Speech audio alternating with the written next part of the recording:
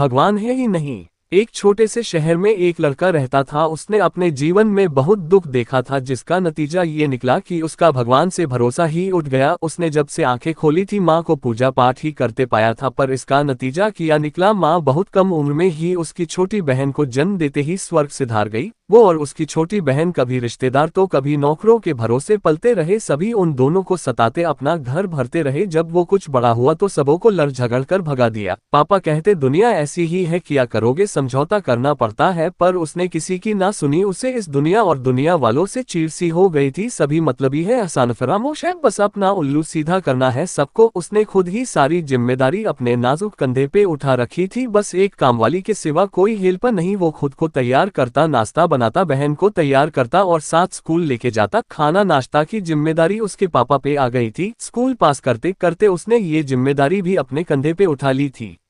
सब कुछ ठीक चल रहा था कि एक दिन स्कूल से आने के बाद उसकी बहन की तबीयत खराब हो गई। डॉक्टर को दिखाया पर पता नहीं क्या हुआ, उसे 2-3 वॉमिट हुई और वो खत्म हो गई। लड़का बिल्कुल टूट गया। अब तो उसे पूरा विश्वास हो गया कि भगवान होते ही नहीं। पर उस लड़के के पिताजी रोज पूजा करते थे, मंदिर भी जाते थे, पर लड़के ने एक भी फोटो घर पे भगवान का नहीं रखा था। उसके पिताजी ने दुकान पे ही एक छोटी सी मंदिर लगा रखी थी, वही पूजा पाठ करते और प्रतिदिन अपने बेटे की तरफ से उनसे क्षमा याचना करते। रोज कहते भगवान माफ करना, उसे नादान है, इतनी छोटी सी उम्र में बहुत कुछ खोया है उसने। उसके अपनों ने ही उसे छला, उसे तकलीफ दी। अभी तो मैं हूं, पर जब मैं भी न रहूंगा तो आप रहना उसके साथ, उसे सही रास्ता दिखाना। लड़के के कॉलेज पास करते करते उसके पापा भी चल बसे। अब तो लड़के का शबर ही जैसे टूट सा गया। कोई नहीं था उसका, पर जीने के लिए काम करना जरूरी था, इसलिए अपने बाप के दवाई के दुकान पे बैठने लगा। धीरे धीरे उसका मन भी लगने लगा और उसे अपने काम से प्यार भी हो गया। वैसे भी घर काटने दौड़ता था, इसलिए वो सवेरे का आया, देर रात घर जाता। देर रात तक दुकान खुला रहने से लोगों को राहत मिलने लगी। लोग दूर दूर से आने लगे, उससे अच्छे से बात करते, उसे दुआ देते, वो बस मुस्कुरा के रह जाता। अगल बगल के दुकानदार से अब उसकी दोस्ती हो गई थी। वो सवेरे का खाया ही रह जाता था, जीने की तमन्ना जो नहीं बची थी। अब कभी कोई तो कभी कोई उसके लिए खाना लाता, उसे खिलाता। लड़का अब खुश रहने लगा। उसे लगा कि ये दुनिया उतनी भी बुरी नहीं है जितना वो समझता है। एक दिन काफी बारिश हो रही थी। वो दुकान पे अकेले बैठा था, तभी अगल बगल के दोस्त आ धमके और सभी ताश खेलने लगे। बारिश काफी तेज थी, बिजली भी चमक रही थी। तभी एक छोटा सा बच्चा गिरते पड़ते आया और रोने लगा। सबने पूछा क्या हुआ? मेरी माँ को बुखार है, घर में खाने को भी कुछ नहीं,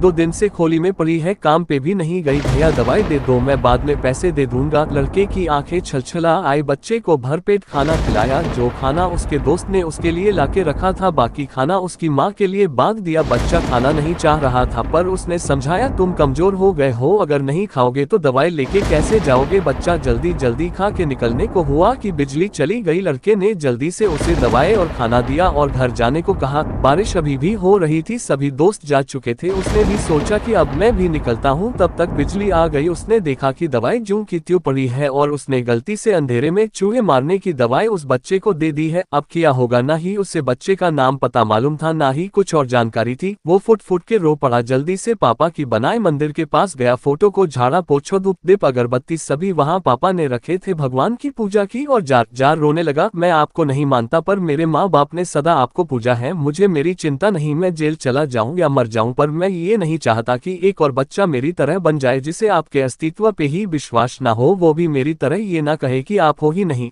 लड़का रोए जा रहा था, तभी किसी ने उसे झकझोरा, भैया भाया। हाँ, लड़का जैसे नींद से जागा, सामने वो ही बच्चा खड़ा था। बच्चा खड़ा था, वो डरते डरते बोला क्या हुआ? वो मेरे पैर फिसल गए, खाना बचाने के चक्कर में दवाई की शीशी टूट के सड़क पर बह गई। मैं माँ को खाना देके आया हूँ और उनसे कहा आप बहुत अच्छे हो, फिर से दवाई दे दोगे ना? लड़का बच्चे को सीने से लगा, सिसक पड़ा, थैंक यू, आप हो।